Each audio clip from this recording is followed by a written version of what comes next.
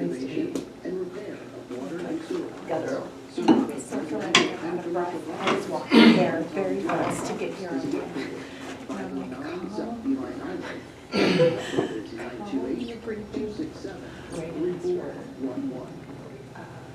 And thank you to One Tom Plumber for sponsoring our KRIM Community Spotlight program.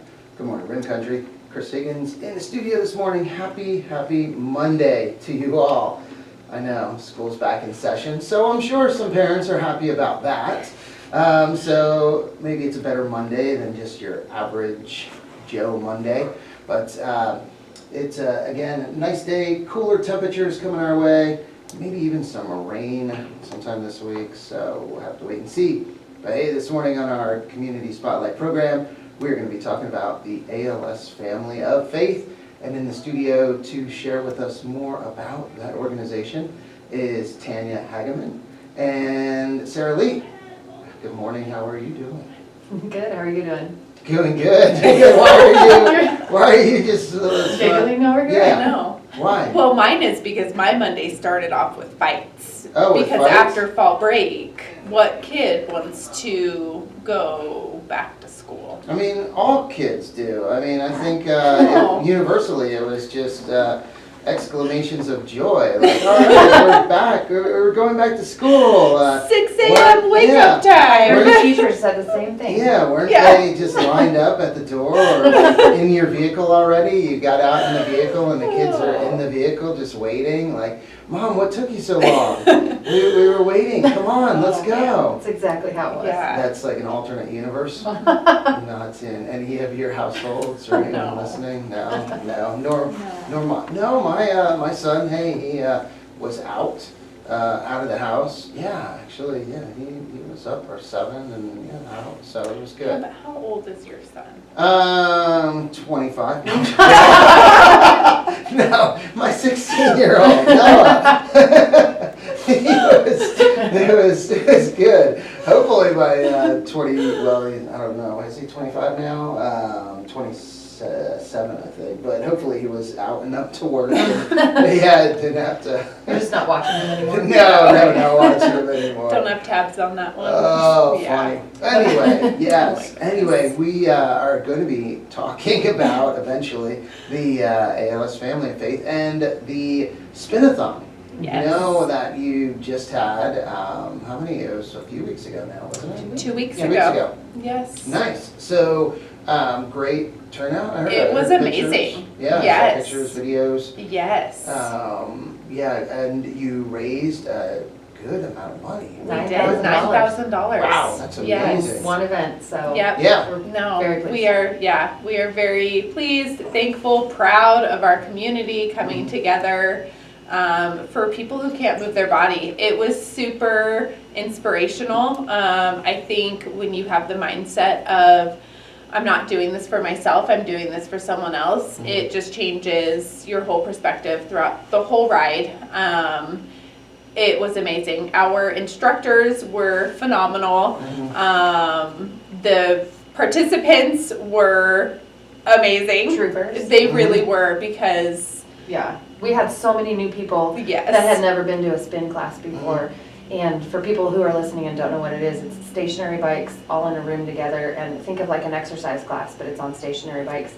And we had so many people come try it for the first time, and I'm so proud of all those people because it can be intimidating to try something new. I think a lot of people didn't even know that we have spin classes in Payson, so that was exciting to get people in the door and see, you know, that this exists, and it's something that happens every day throughout the week. And man, it was my first time doing it, and it was so much harder than I thought it would be. Tanya does it 3 times a week, and she's my hero. I just didn't know it because it was so hard. It was so challenging. The nice thing about it is that you could figure out the pace that wasn't going to hurt you. But man, it was great to see. We had so many community members come that either had never done spin before or, you know, might have been like, oh, that's something that's for women. But we had so many men. I'm so proud of Dallin Haas for coming. Shane Keith was there. We had a bunch of people that you wouldn't maybe, you know, typically put on a spin bike. And man, they were. I mean, they were doing the moves. They were. I in front of them, Dallin and Shane, and I would like peek back there, and I was like, oh my gosh, their arms are up. But it turns out it really works your abs. Yes. And I didn't realize. Yes, it does. So it was I was so proud of people that are maybe not even typically super active, or in this way, coming out and saying, I'm gonna do this, and even though it's really hard, I'm gonna do it. And we had kids come, Nice. and that was amazing. And my daughter rode with us, and once again, I go back to when you're doing something not only for yourself. My daughter, we got home that night, and she's like, she did both rides. yeah, mine did. I give her, yes. We got home, and she's like, Mom, I'm so tired. My legs hurt so bad. And I was like, but I told her, I was like, yes, but we can still move our legs, right? And that's what we should be thankful for. Is it was hard. We moved our bodies, and we worked harder than I think we do on a normal basis. But like, we can still get up, and you can still walk around the house. I actually told her, I was like, let's stretch. That's the best thing to do after working out. So let's do some stretching now. Yeah. But it was a really good reflection for her to be like, oh yeah, I can do this, and I can push my body. So it was really cool to see not only our kids, but other kids come and experience this. No, that's great. And so awesome turnout, very successful. And now I'm sure, is this something you think you could do on the regular? Or yes? Oh yeah. Yes, we have conversations happening. All right. I have plans for not only Spinathon, but I would love to see yoga. I would love to see CrossFit involved in this. I would love to get other gyms involved in this. I think there are so many different ways that we can just come together as a community and not only show support for the ALS community, but almost give that like heartfelt, I feel you and I see you kind of support of, I know that someone living with ALS is not running around with their kids. Someone with ALS cannot eat the chocolate pie that they once loved. Someone with ALS can't tuck their kids into bed. And so we can come together and we can move our bodies and raise funds for the ALS community. Because I know I said this last time, but as long as there's not a cure for ALS, ALS Family of Faith is needed. The support is needed. People are dealing with the fact that they are dying and their loved ones are dealing with their life being turned upside down in the matter of days of finding out that their loved one is diagnosed with ALS. So I just think that's huge to come together, and there's so many different ways that we can do that. And this the Spinathon that you had, just want to say it was at Rim Country CrossFit. Yes. Right here in the Sawmill Theater Plaza, and that's where they offer spin classes. Yeah. They have the spin room, so if you want to check that out. Yes, you can. and they actually do it 3 days a week for spin. Okay. So. Nice. And the ALS Family of Faith, we're going to talk more about that and what you guys are doing, but the website is alsfamilyoffaith.center, and you can learn more about the organization, how you can give to the organization, and just learn more about what they do. But I want you guys to share that as well, just what your organization is doing for people with ALS. Yeah, so really we come together and we have what we call a care partner. And that person essentially comes alongside either the person living with ALS or their loved one. So that means their caregiver, maybe their brother that is trying to support them, or unfortunately sometimes parents are the ones who are stepping in for their children. Because unfortunately with ALS we are seeing more and more people being diagnosed in their 30s and 40s. So young. Yes.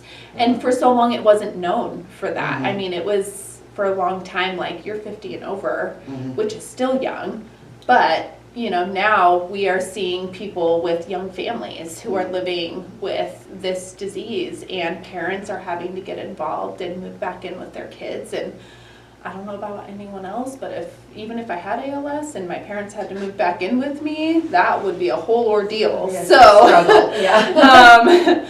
but really, our care partners come alongside, and they are offering spiritual, mental health support to anyone who has been living with this disease or caring for their loved ones. And it's what they need. And so that means some people, they're doing Bible studies with their care partners. They are that person that they can vent. I think so often we're like, oh, we have our circle, we have our friends, but I don't think I would want to talk to my friends about if I was having to help my husband in the restroom. Right.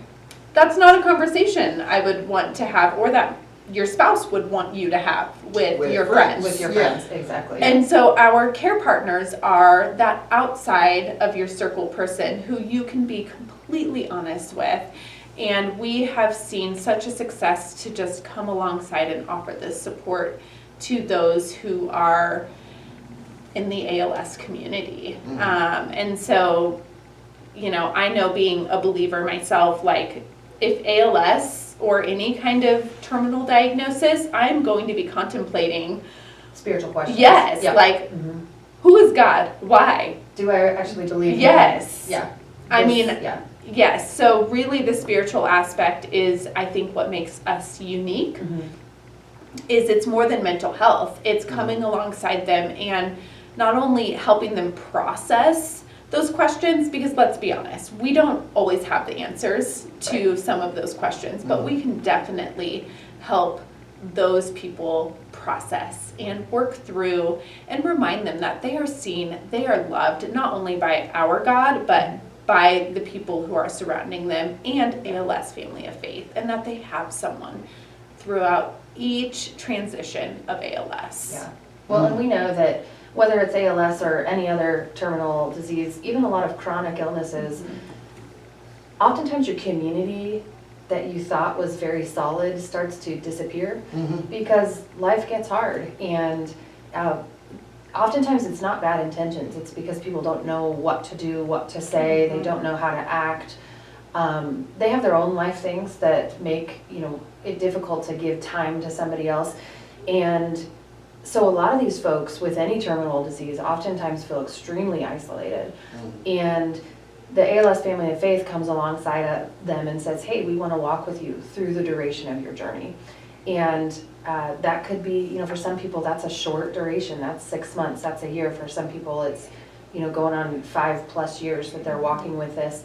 And we have found time and time again that our care partners become that trusted confidant that they can say the hard things to, not just, venting, but also that thing that you don't want to say out loud, like, I don't know if I do believe in God anymore because I'm angry with God, or,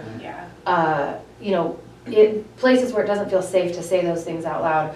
This is a space to say whatever it is, and to know that that person's going to be walking with you. They know you deeply, and they get to hear all of it, and there's no judgment in that.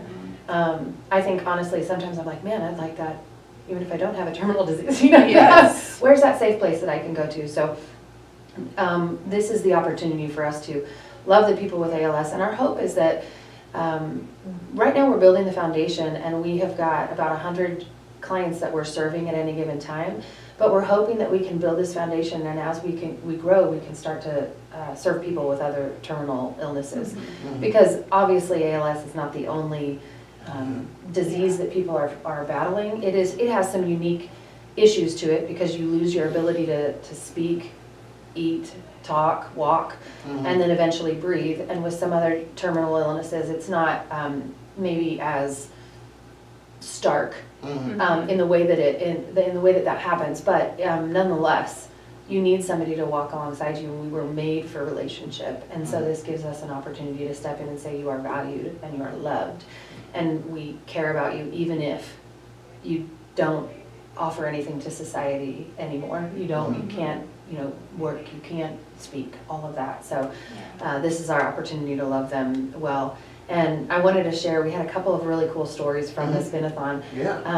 We were Tanya and I were in the second class together, and there was a friend of ours was standing outside just for anybody that happened to come in, and there was a gentleman that was eating dinner at Mackey's, and he heard the noise from the music, and so he came over and said, "What is this?" He said he's visiting from Nebraska. He owns a CrossFit gym in Nebraska, and he just wanted to stop in, and so he shared with them that this is a spin-a-thon for people living with ALS, for the ALS Family of Faith, and he said, "Oh my word, my brother just died of ALS, and I can't believe that this is happening, and it's like, it can't be a coincidence that, you know, we both own CrossFit gyms and whatever," and so he came in and he donated and, you know, said, Wow. "Please keep me posted on what you guys are doing," and in that same class, we had a gal who, she came in, she introduced herself, and we're like, "How'd you hear about this?" And she said, "I don't know."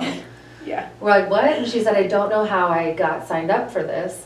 I just got an email that said you're signed up for the spin-a-thon for the ALS Family of Faith." And she's like, "I don't know how I got signed up," but she had been a caregiver for her grandmother who died of ALS just 2 years ago. And so she was living in California. She just moved to Payson recently and doesn't know how she got signed up.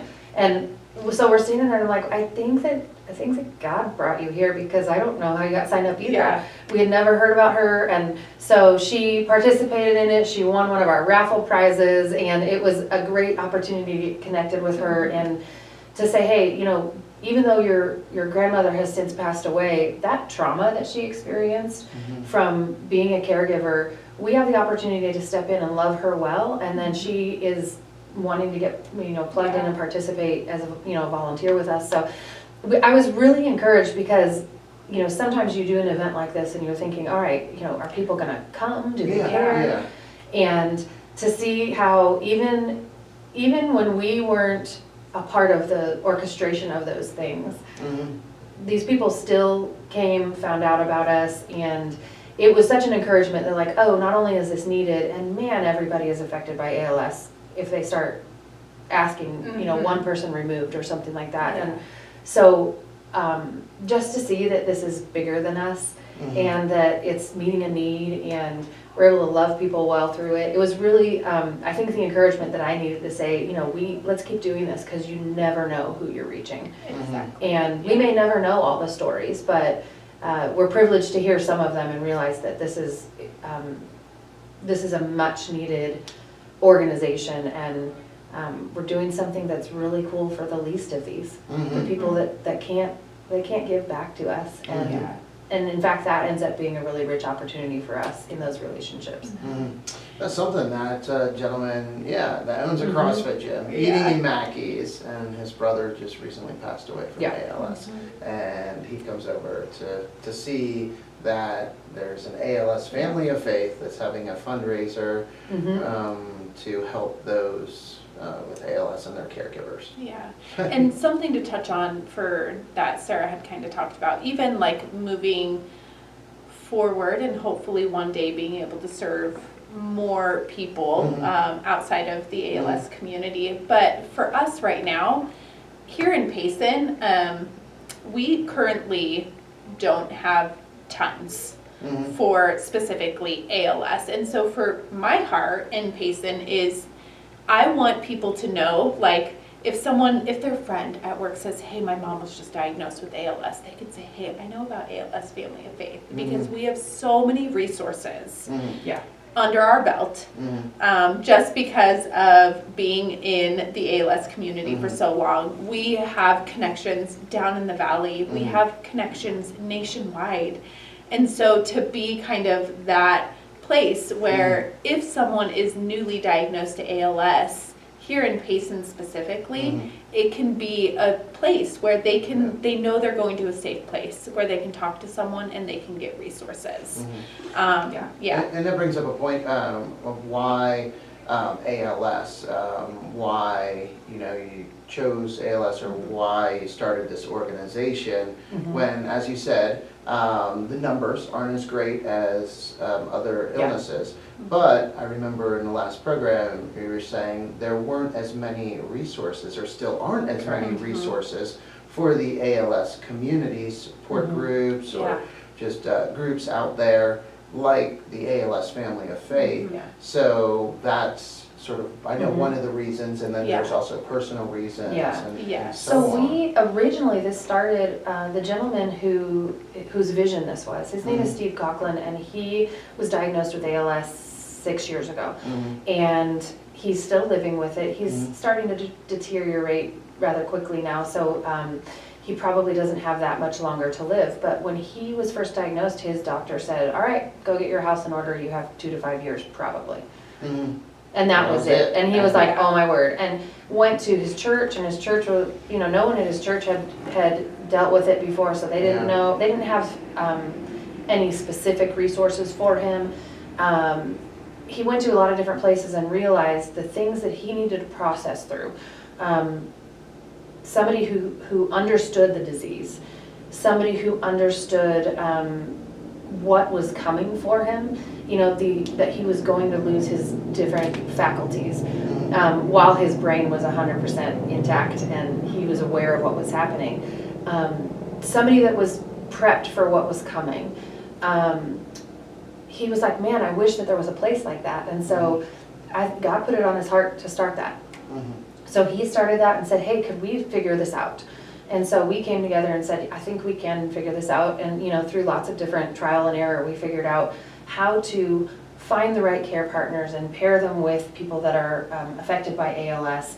And this was a specific need because, you know, every 90 minutes somebody gets diagnosed with ALS, and every 90 minutes someone dies of ALS. So it is very prevalent. That said, it's not nearly as prevalent as something like cancer. And, you know, and obviously there's a lot of treatments for cancer, and so not everybody that is diagnosed with cancer dies, but everybody that is diagnosed with ALS dies. And so we said, let's start with Steve's vision here with ALS, and we will first start to serve that community and provide resources for a community that doesn't have nearly as much as some of the other diseases. Yeah. And then we'll broaden from there. So once we figure out what our foundation looks like, and that it took us a couple of years to figure out how to serve people well. And, you know, of course there's, you know, with any type of a startup, there's a lot of trial and error is a great way to put it. Figuring out what works, what doesn't work, what do people actually need. And we've been around for doing this for 4 years now, and it's been such a blessing at this point to, we've gone through all the phases. We've had clients come, we've had clients pass away, we've had caregivers whose loved ones have passed away. We've kind of learned what the whole cycle looks like and how to serve people well in this and how to provide for them and really how to stay in our lane. Yeah. Because we are not medical providers, but we've learned, okay, when someone comes to us with a need that is outside of our wheelhouse, how do we get them connected with the right person quickly and in a loving way and still follow up with them? And so it's been it's been a privilege to do this for a lot of reasons. I feel like there's been a lot of personal growth for us as we've learned how to do something new like this. It's also been a lot of growth in really valuing the process of grief, the process of death, and the individual that is experiencing this, because it is a part of life, and our culture ignores it, I think, by and large. And so to step into that and say, this is a sacred space that you're walking into, and we want to walk this with you and honor you because you are you're made in the image of God, and you have innate worth, and we want to value your whole life and the whole process. Yeah, something as you were just sharing that I was thinking about, you know, the differences between with ALS and this group, this support group, and with other diseases, and, you know, specifically you mentioned cancer, and that is so prevalent these days. But as you said, depending on the type of cancer, when it's detected, and the treatments and so on, you can beat cancer. You can be a cancer survivor. That's not the case with ALS. So where you see, you know, people and groups that say, oh, come on, we're here, and, you know, you can beat this, you can do this, and then, all right, you made it through, and you're in remission, you're cancer-free, or Yeah. whatever. There's that hope. Yeah. Or, you know, that belief that, okay, this can happen.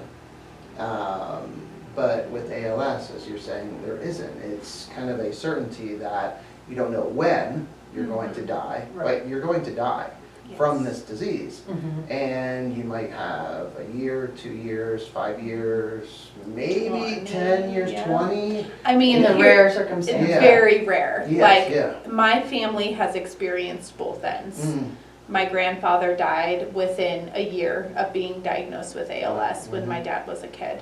mm, We have my aunt who currently is still living with ALS, and she's been living with it for 20 years. Mhm. Good. So yeah. we've seen both, and Uh-huh. I'm really glad that you brought that up because kind of touching back on what Sarah had mentioned, but there is not a lot of hope in ALS when it comes to the medical side. Correct. When you are diagnosed with ALS, it is currently what I call a death sentence. Mhm. Mhm. You are going to die.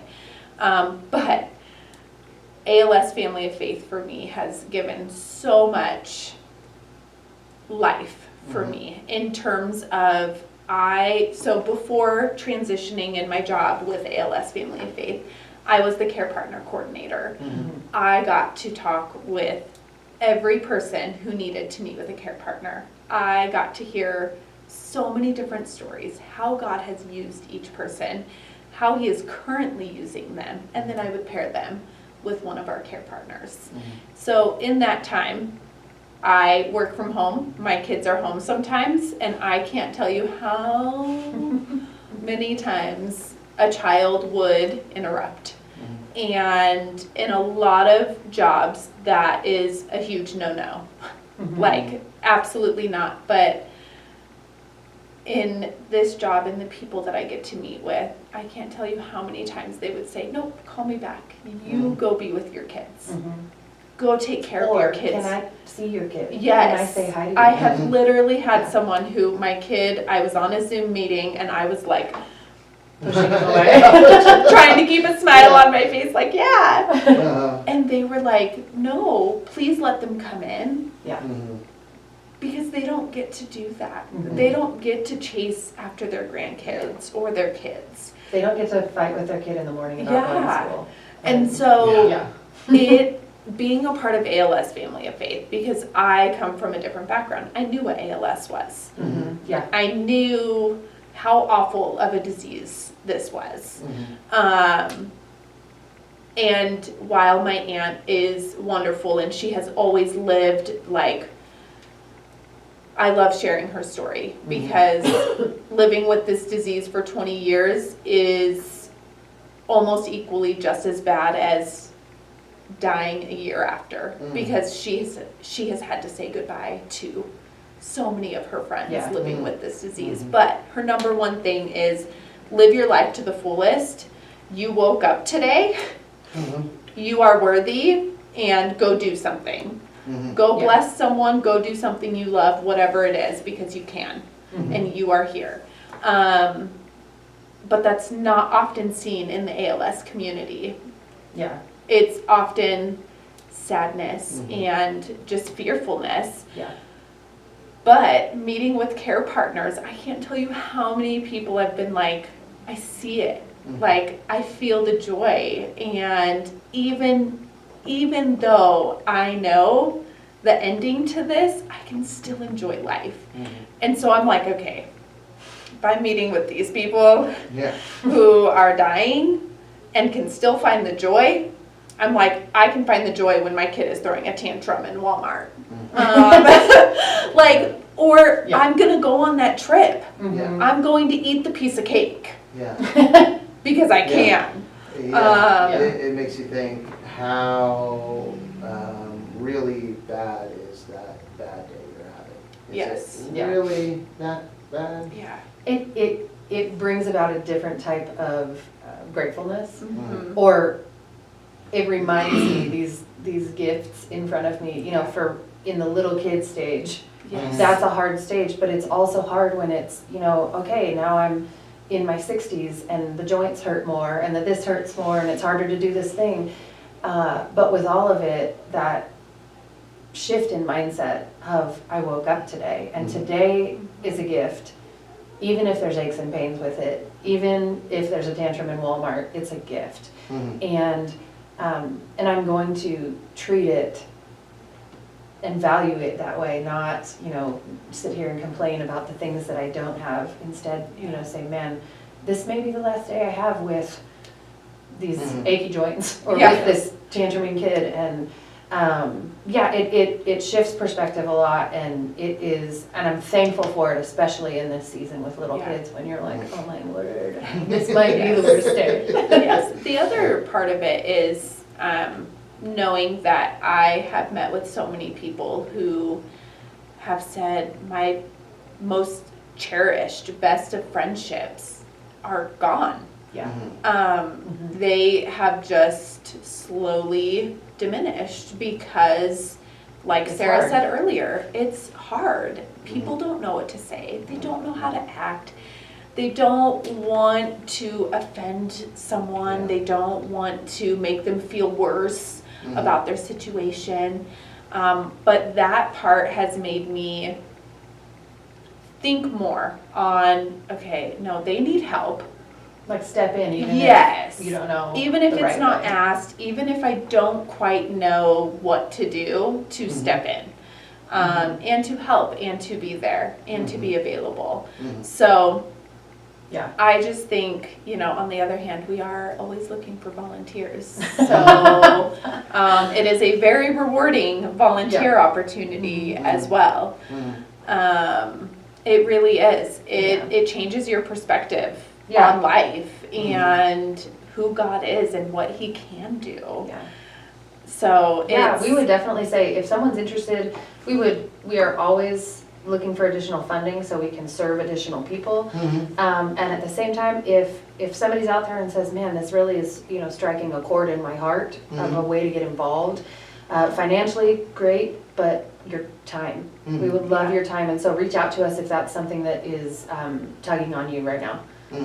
And on the website, again, ALS Family of Faith.center, you can do that. You can give. Also, you can get in touch with ALS Family of Faith. Contact us right here. Send an email. So if you would like to volunteer your time or learn more about the organization, meet with Tanya or Sarah, just go to the website. Again, it's ALS Family of Faith.center. And boy, it's after 10:30. I know, it goes fast and it's great. Chris, I want to say one other thing. Yeah. For all of the folks that are listening that have, family outside of Payson, we serve people across the nation. Yes. So if somebody knows somebody that is in a different state, please still contact us. Okay. Yeah. Yeah. All right, and then you have to let us know when the next event. Oh, because as we know well. that you're going to be on that next Yes. one. I know.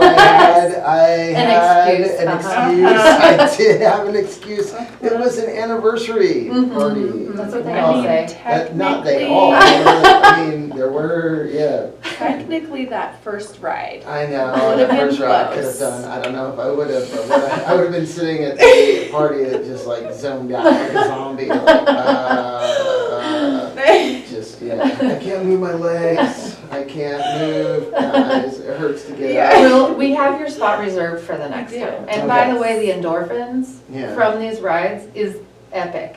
So if you are, dealing with some fatigue and things like that, come get on a bike. Get on a bike. There you go, get on a bike. And Yeah. that's at Rim Country CrossFit Yeah. right here in the Sawmill Theater Plaza. So again, if you're interested in the spin classes, Yes. go check them out 3 days a week. All right. Yep. Well, thank you so much for coming on. Thanks, Chris. Thanks for Mary having and us. Sarah. All right, thank you guys for watching and listening this morning. And thank you to One Tom Plumber as well for sponsorship of our Community Spotlight program. Time to get back to the music here on KRIM. and that is coming up right now. But before that, we're going to hear from the National Weather Service, have them tell us what the day is going to look like. And then we have some music from The Who, Ozark Mountain Daredevils, and John Fogerty. So guys, have a great day.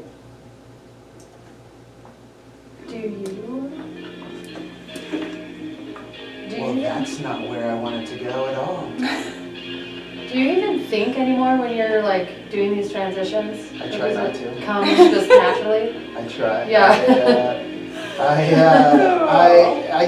I wasn't thinking there because I didn't click on the weather, and instead Alice in Chains starts playing. I mean, listen. I'm like, the rooster. Yeah, the rooster is connected to like not so much weather, but the morning. Yeah. And, you know. So maybe they can tell us. That's so funny. You guys, Yeah. Jimmy was texting me the whole time. He's in Turkey right now?